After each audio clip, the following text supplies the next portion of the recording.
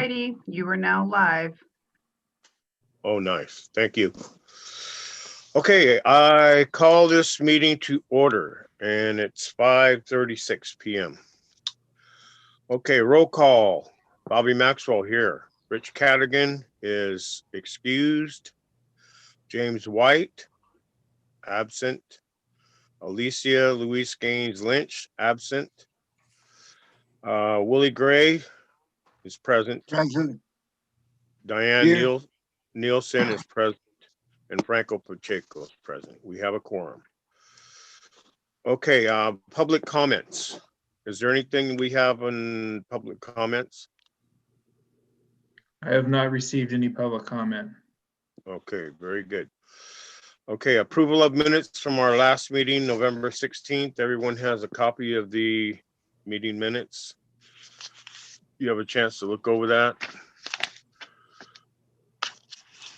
And I will entertain a motion to accept the minutes. I make a motion to accept the minutes. Okay. I second Need the a motion. second? Okay, thank you. We have a motion to accept the minutes and a second. Anything under questioning? None? Okay, all in favor? So we gotta Aye. do, Bobby, we gotta do a roll call vote. Okay, I'm sorry, my bad. So Diane, Aye. Willie, Aye. Franco. Aye. And Bobby. Aye. Very good. I'll try to remember that. I did know that.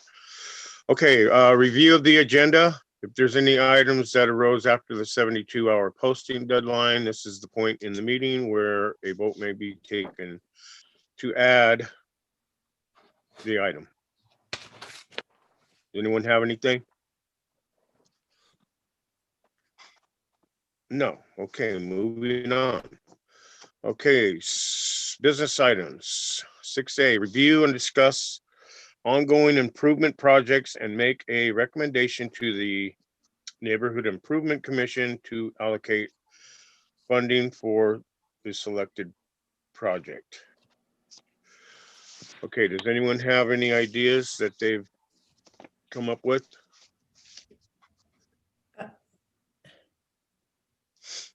Chairman, Yes, okay, I see you. Go ahead, Diane. we're talking about our ongoing ideas, or this is just if anybody came up with new ideas? So as you guys remember, the last commission meeting, Dan, you froze. Yeah, We can't hear you. sound like a pogo stick. uh, Boing, boing. Oh, I can't hate hear when this anything. happens. No, me either. Can't hear you. chair. He's coming off and on. Yeah. We can't Can hear you Dan. guys hear me? Yes. Yes. Okay. I wish I knew exactly what Dan was saying, but I know at our last meeting, we discussed, I some- can speak if you want. go ahead. This is Misha Patel. Dan, are you okay now? Yeah, I'm sorry, my internet's not very good. So as I was saying, we have the we have a list of the parks that you guys have identified as your priority list. So it makes the most sense to look at those priorities, and Nisha should have some funding figures on what is required to get some of these projects running.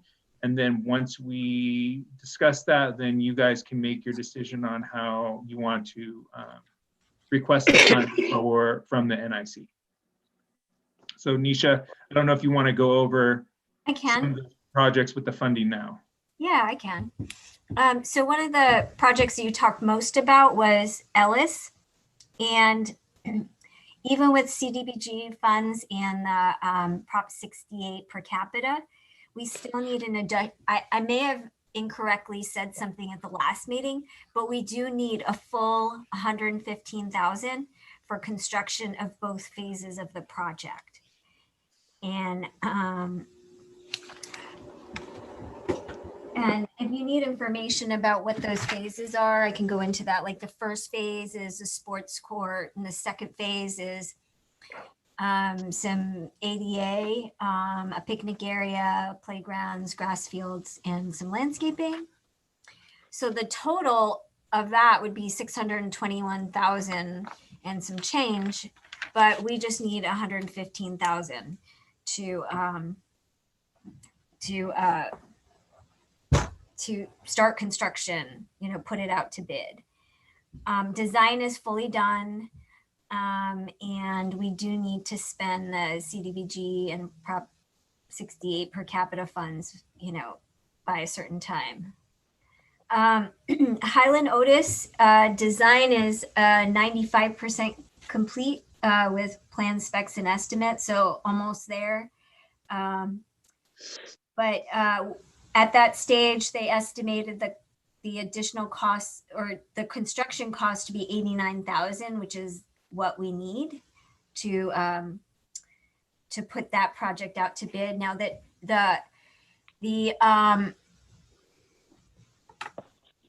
this went back to council to get budget, and it was 70,000 that was added, but we'll need about 19,000 to fully fund the construction. Staff isn't available to work on that or put it out to bid until the latter part of the fiscal year, so closer to the springtime. And then there's Capra, which is design is complete. We have no money for construction, but the construction cost is 526,000. And then we're a little short on Laguna Grande. It's in design, consultants on board. It's an ADA pathway and this like accessible merry-go-round piece of equipment. And I think if we had another 15,000, we'd be fully funded for construction. But we're going forward with the design, assuming we could find that money. And, Catino's underway with the parking lot, playground, pump track, benches and bleachers, and a taller fence. We don't think we'll need any additional funding for that. And Sonoma Sports Court, that just completed construction. We're going to be adding benches and trash cans, but we have the funding for it. If I was going too fast, you can ask me anything. Yeah, I was concerned about Laguna Grande. What I thought we was had funding to get started on that project. Oh yeah, I mean, design is underway. There was no design done for that, for the ADA pathway and the merry-go-round. So consultants working on that, but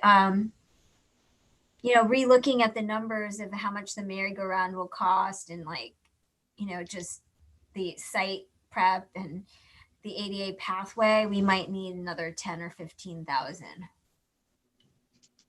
Okay. Why don't we just start with the ADA pathway? That's usually the first thing you usually work on, and then you start from that and you go with the rest of it. You accomplish one thing. I mean, They use that park anyway. We use that park more than a lot more than most of the parks we have in Tucson. Okay. I mean, I don't know a whole lot about the park. I know it's close by to City Hall, but I just know construction, if you have more construction, additional construction you have to do, you just get a better price you'll get a better price on the ADA pathway if you do it with the merry-go-round site prep. But, maybe we don't need the 10 or 15. That's what we've estimated right now. We're going forward with it. And there's no delay in what we're doing right now. Okay, Nisha, are there any other parks that you are gonna be reporting on? No, I think Dan might talk about like Manzanita. Excuse me. Franco has his hand up to ask a question of Oh, Nika, sorry. I think. Oh, Go that's ahead, fine. I'm Frank. sorry. I was just trying to maintain order and semblance. I had a couple quick questions, Ms. Patel. The first one you mentioned was one of our priority parks. You said 115,000 with CBG funds expiring. Well, no. What does that mean We'll exactly? have the per capita grant is 177, Mhm. and there's CDBG funds. I don't know a whole lot about the timing, but I was talking to Leslie, who's another engineer in the department, and she said that we have to go forward with that project, but because there is a timeline on spending those funds. So I didn't get more into detail with her about it, and she's currently in a water allocation committee meeting. Otherwise, I'd go and ask her. But we do need an additional 115,000 to fully fund both phases of construction if we wanted to go forward with both phases. So I have a sub question on that, if that's okay. Yeah. With the funding, and you probably don't know this, but that's okay. I just wanted to ask. If we start the first phase, does that then satisfy the timeline on the funding? And then the sub question of that is how much would just the first phase of the two phases cost to initiate? Do you know that number? Yes. The first phase is 329,000, and the CDBG funds for 2021 and 21-22 is right around there, 329. The per capita grant is another 177, which brings our total funding that we'll have is 506,267. That's where we need an additional 115. So I'm not sure which one has, or if it's both have a deadline. Do you know offhand, Dan? Dan's not on. There he is. The per capita grant, we just need to finish the application and we'll get the funding this year. Okay. So I don't know exactly what the timeline is for the dispersal. However, Is there an expenditure deadline? the expenditure deadline, it's like 2 years after. Oh, okay. So there's plenty of time for that. And if I may, I think my recommendation would be, with Ellis, is we should move forward with, if we can, the phase to do the playground, the barbecue and everything, and wait for the sports court phase, until we get that, the needed funding. Obviously, I think with NIC, they were saying that they really only have about 40 to 50 for us. So that even if we were to get that funding, we would still need to get another, 50. 60 to 70,000 to finish that phase. So, I mean, it's up to the commission really to decide if they want to wait or if they want to put that money to something else that could potentially be getting done. Point of clarification, Dan. I was just more asking in case it was like one phase only needed 40,000. That's why I was asking, not that we should funnel money there. Thank you, Bobby. I'm sorry. That was my question. Oh, thank you. That's the money for, if it's for Ellis Park, I think we should use it for Ellis Park. We should hold on to it till we get the remaining funds that we need to complete the first part of the project.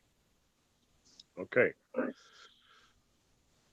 Dan, do you have any other reporting to do on any of the other parks? No, these were the only parks that we have. The Manzanita Stewart, we initially applied for Prop 68 funding the first go around for it. Right. My intention is to reapply for that park for this next round, but additionally include the bridge as well, which I think that could potentially make our application a little more competitive. So I think Nisha did a good job at explaining the parks that we currently have on the books that are being looked at, and the ones that already have designs done or in the process. Because if we were to pick a new park and need a design, and Nisha, you can correct me if I'm wrong, I believe to get a design done would be like $50,000. So unless the commission wanted to request from NIC to start a new park and put that money towards a design, that would be another avenue you guys could take. Okay, thank you. And thank you, Nisha. What are your thoughts, Diane? I'm a little bit confused about what we're doing exactly. I have been working, are we talking about funding for our work projects? Are we talking, I wanted to talk about the tree project and the planting of at least 15 trees in city parks. That's coming up in another item, another business item. Okay. Wait, hold on. Yes. What? Diane, if you want to propose that for the trees, because the trees is kind of a broad area, it's not necessarily to parks. I don't see why you couldn't propose your project for the trees to get some funding with this money, because that is kind of that's why we're here. We're kind of discussing that. Your one work plan item kind of is one of the oddballs, I guess you could say, when it comes to that, because it's not necessarily park equipment, it's trees. And it can be done in any park at any time, really. Okay, so Commissioner Franco has his hand up. I don't know. Sorry, if I'm just trying to. He's been having his hand up in the air for about the last 5 minutes. That's okay. I don't mind. I'm just, again, trying to follow the rules. Okay. I have a couple of questions. That's okay, Mr. Mewis and Ms. Patel. So in theory, and this is just, we have 40 to 50,000 from NIC that we are talking about in this moment. So if we are, you mentioned 15,000 short on Laguna Grande, right? Yes. And this is completely theoretical, what I'm saying. If we were to put aside 15,000, if we go to the neighboring commission and say, okay, we need 15,000 Laguna Grande, is there another project that's, I heard you mention 18 to 19, but I wasn't writing fast enough. Is there another project in the 18 to 19 range? Highland Otis.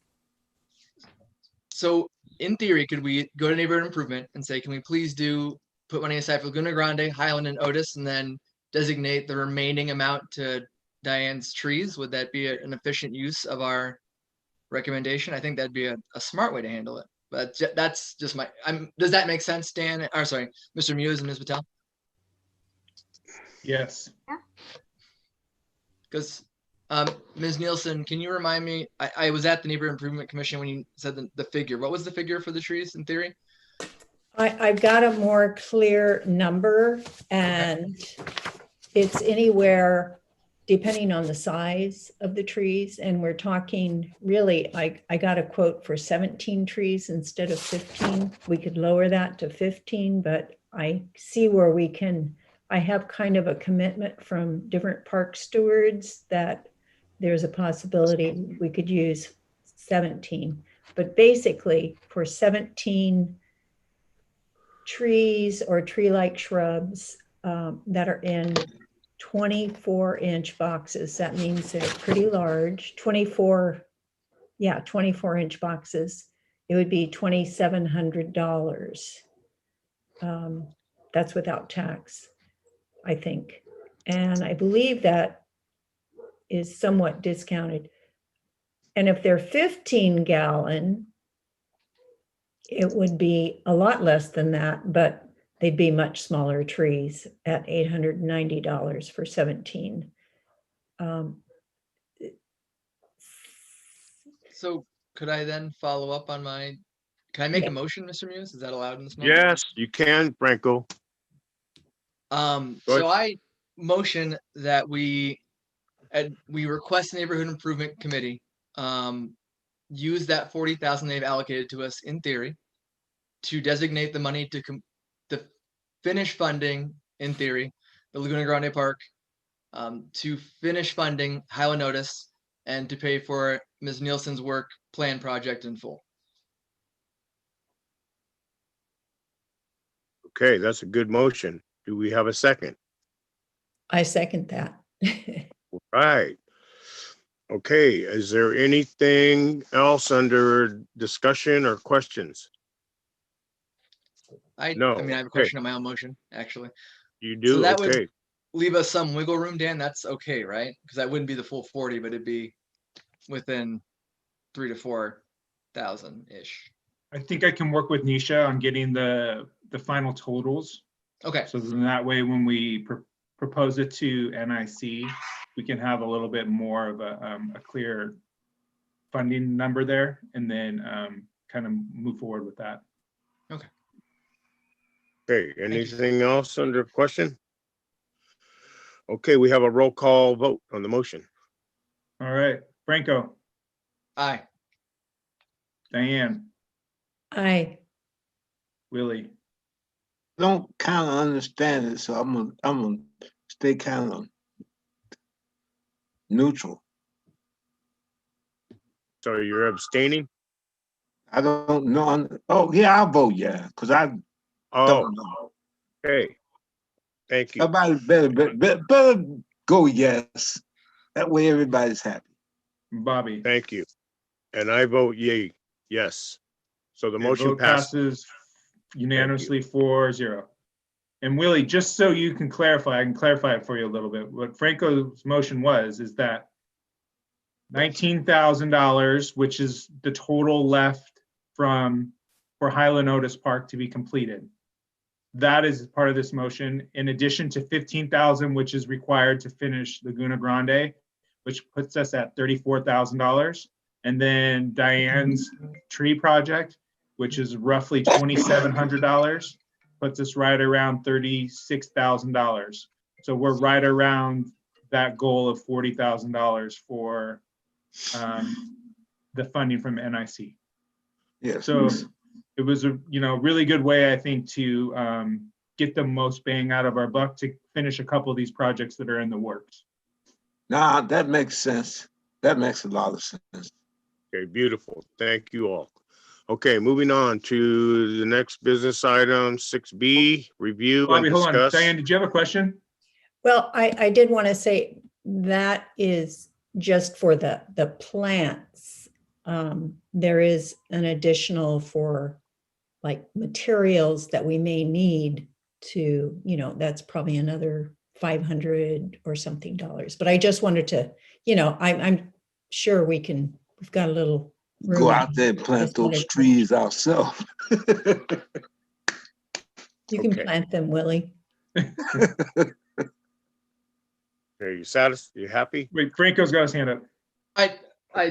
So I did say in the motion for the project in full, so I imagine that would include Diane's 500 and such, so. Yeah. Okay, Thank you. perfect. Great. Okay, moving on to item 6B. Review and discuss having the Parks and Recreation Commission join the California Association of Parks and Recreation Commissioners and Board Members. Okay, which is an acronym there. There's CAPRCBM. Okay, I think it's a good idea myself. I wanted to bring this to the commission. When I came back from the break, I had a letter from this organization wanting to see, apparently we may have been a part of it many moons ago. I was not unaware of it, but it looks like a good opportunity. I'm going to share my screen here for 1 second so you guys can see. Get it pulled up. I don't think you're the host, Dan. I I'm think, not the host anymore. No, I think I am. So how do I give it back to you? You have to go up to To you? push the 3 little buttons in the corner. By you? Yep, up on my screen. All right. And make you the host. Yeah. All right. Okay. You're the host now. Okay. Can you guys see? Yes. All right. So this was the letter that was sent to me. Basically, what it's saying I don't that see, I see the letter, but I don't see everybody on the screen you're even. not going to be able to because you're seeing my screen. Okay, go ahead. Unless you're in the view. All right. So this letter says basically we signed up now, get 18 months for the cost of 12. There's a few perks that kind of come along with this. If I'm going to scroll down to the back page here where it says the membership benefits. So it costs $250 annually to become a member. Doesn't matter how many board members we have. So currently we have 7, but we, as you all remember, that we did increase it to 9. So when we do go up to 9, everyone would be included. The cost to attend the annual CPRS conference, California Parks and Recreation Society. The board members would get the professional member rate, which is, roughly about $100 off per person. They put together their own workshops and trainings, which I think is it's on our work plan as is already. So this will give an opportunity for more trainings for all of you. There's YouTube training videos as well. You get newsletter and updates, legislative support for state and federal bills affecting parks and recreation, participation and then networking at the annual banquet held at the conference, help in problem solving on relevant issues confronting our organization. So I think that they have a community where commissioners can go and ask questions and get feedback. Award and/or recognition for programs, project, outstanding commissioner, board members, outstanding professional, outstanding commission award. Awards are presented annually, and our organization must be an association member to receive the award. A lot of the meetings are all on Zoom now. Members are encouraged to attend and participate. So it would be more of like on, for all of you to attend these board meetings and kind of hear what's going on at the state level through all the other boards and commissions for Parks and Rec. So it seems like there's a lot of good information that can be, by being a part of this association. And as you may recall, we currently have $1,000 in our commission budget to be used for these kind of things. So really it's up to the commission to see if you guys feel that, spending $250 is worthwhile to all of you. This might be something we want to look into because it's something that's, it's kind of statewide, so it's giving us information, if it is, information about what goes on in the whole state for the Parks and Recreation, Parks Department, right? Correct. Yes. Would someone like to make a motion to join? I would make a motion to join this. I have a question. Go ahead, Diane. Okay. Does everyone have to join? Or It joins the commission as a committee. whole. Oh, okay. I didn't hear that part. Sorry. Thank you. Okay, so it's been motioned that we join the CAP or CBM. Do we have a second? I'll second the motion. Oh, thank you, Franco. Okay, it's been motioned and seconded to join the state organization. Are there any other questions? Okay, a roll call vote. I do have a question. Oh, I'm sorry. Go ahead, Diane. So utilizing, making use of this is just basically would be each commissioner would be responsible for making use of it themselves, correct? Okay. Yes. It's So really everybody- just another avenue for more trainings and networking with Mm. fellow commissioners, which I feel is extremely beneficial because issues that we are facing as a commission here, you Mhm. know, with all the other, you know, cities and special districts throughout the state, it's bound that someone else is having the same, you know, problems that we are. And it's good to bounce ideas off them, and having that framework and ability to do that, I think is huge.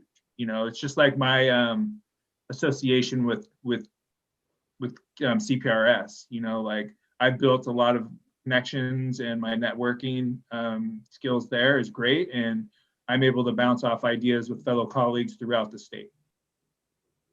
Sounds good. Thank you. Exactly. Any other questions? Okay, roll call vote.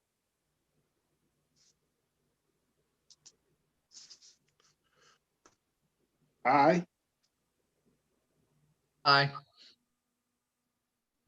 Aye. And aye. So the motion passes unanimously again. You're muted, Dan. I was There you go. muted. Yes, I was. Thank you. So I got an aye from Franco, I got an aye from Willie, an aye from Diane, and an aye from Bobby. Motion passes unanimously. Yes, thank you. Yes. I can read lips. Okay. So moving on to the next item, item 7, reports from the recreation staff.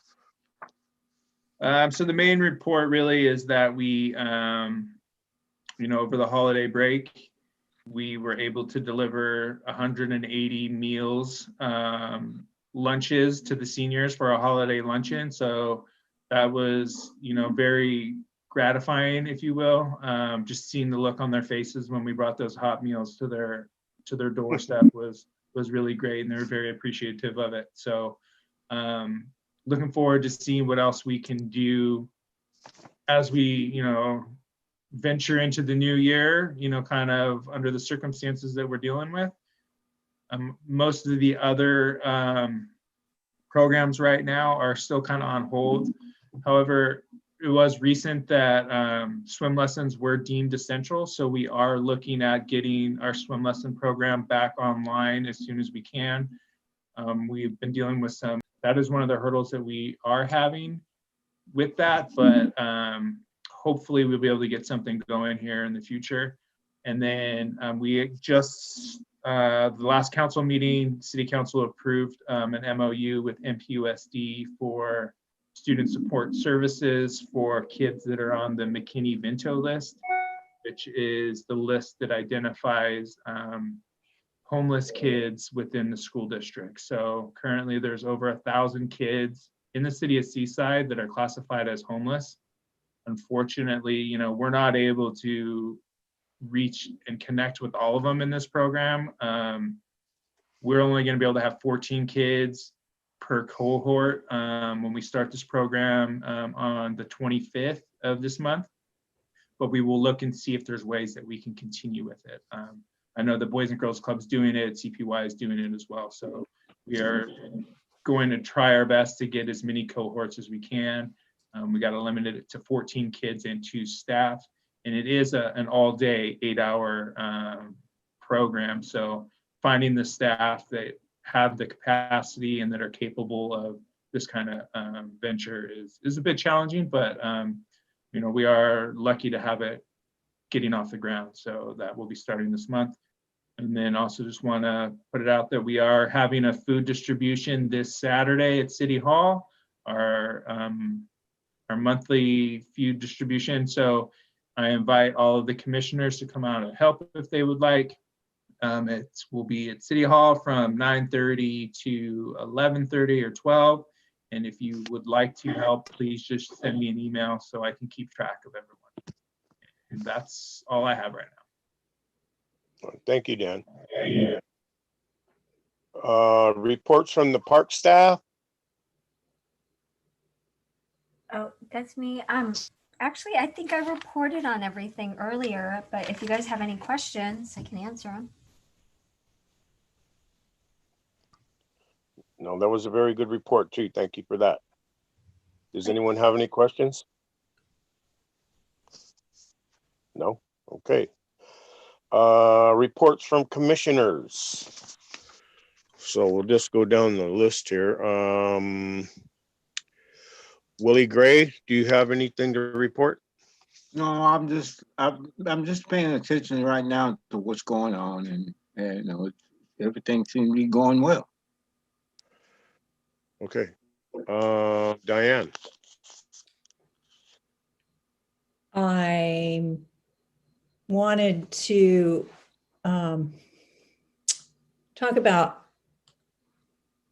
going around talking to different stewards of the parks and how I've noticed how many plantings. I don't know if any of you have been around to any of the parks where they've done the pollinator plantings over the past year or so, but especially, I know we've talked about Lincoln Cunningham. There are a lot of pollinator plantings there. And that's one of the places I went to, and I met with Kathy Rivera, who's here, and Laura Murphy, who's the liaison for EC and the tree project. And we talked about some of the trees, and they were very enthusiastic and supportive and had a lot of knowledge about where and what might be possible there with tree planting. So I wanted to thank them for being so dedicated. And Kathy Rivera is with Sustainable Seaside. And I just appreciate their support through this project, especially at that park.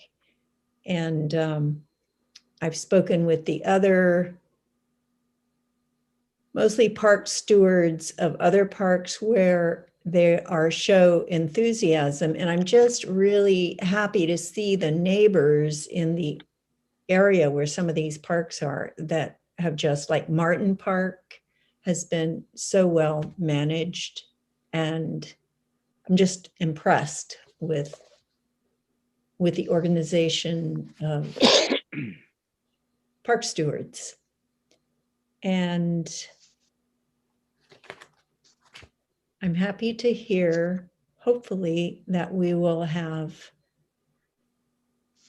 all accessible playground equipment. Hopefully, sounds like maybe next fiscal year, sometime by December 2021. And hopefully, Yeah. Looking forward to that. Sounds like a winner. And that's my report. And one thing I wanted to mention was we didn't really ask for public comments when we were talking about item A. Was it item A? Yeah, item A. And I don't know if we still should do that. Oh, I'm sorry. That was my mistake. Can we do that? I don't see why not, really. Sure, go ahead, Bobby. Okay, does anyone want to put some input in from the public comments for item A, 6A?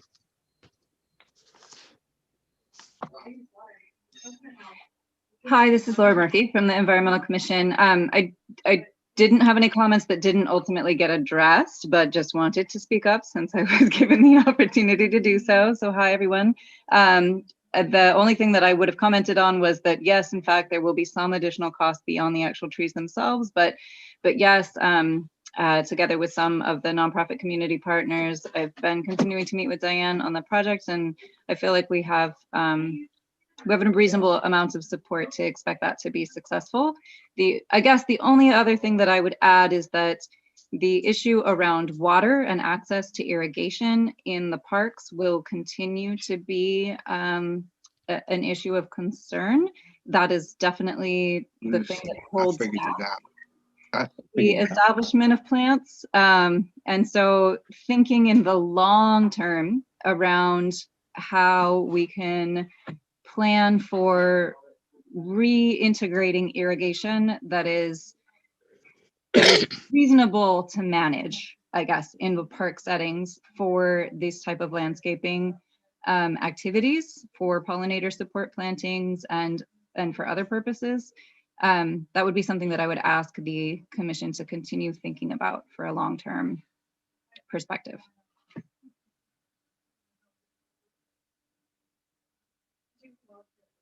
That's all for me. Thanks.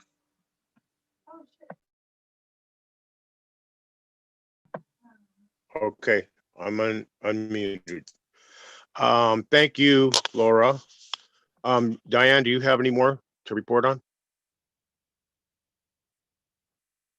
No, I guess not. Okay, well, I will say a couple things. And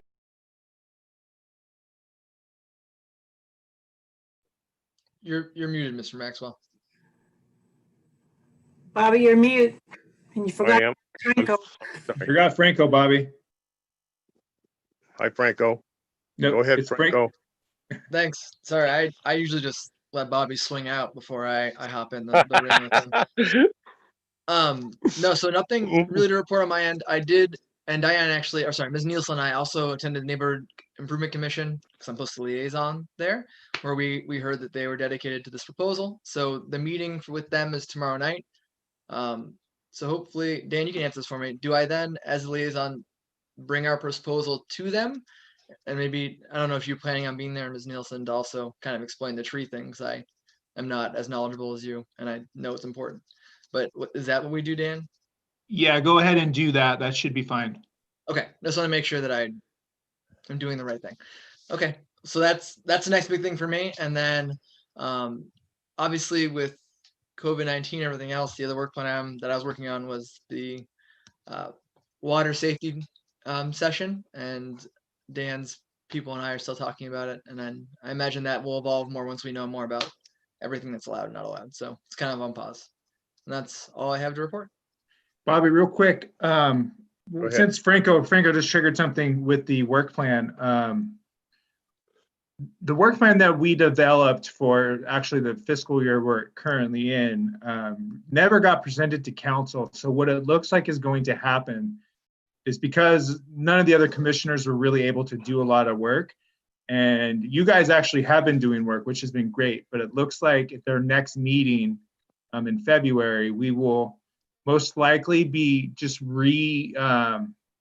revisiting this work plan and submitting it for this current fiscal year. So for everyone else, if there's anything else you would like to add, now would be the time to do it. And then we can kind of just extend it for the next year. So I just wanted to put it out there so it's in the back of everyone's mind moving forward. Okay, thank you. Okay, anyone else? I don't really have anything. Does anyone else have anything else?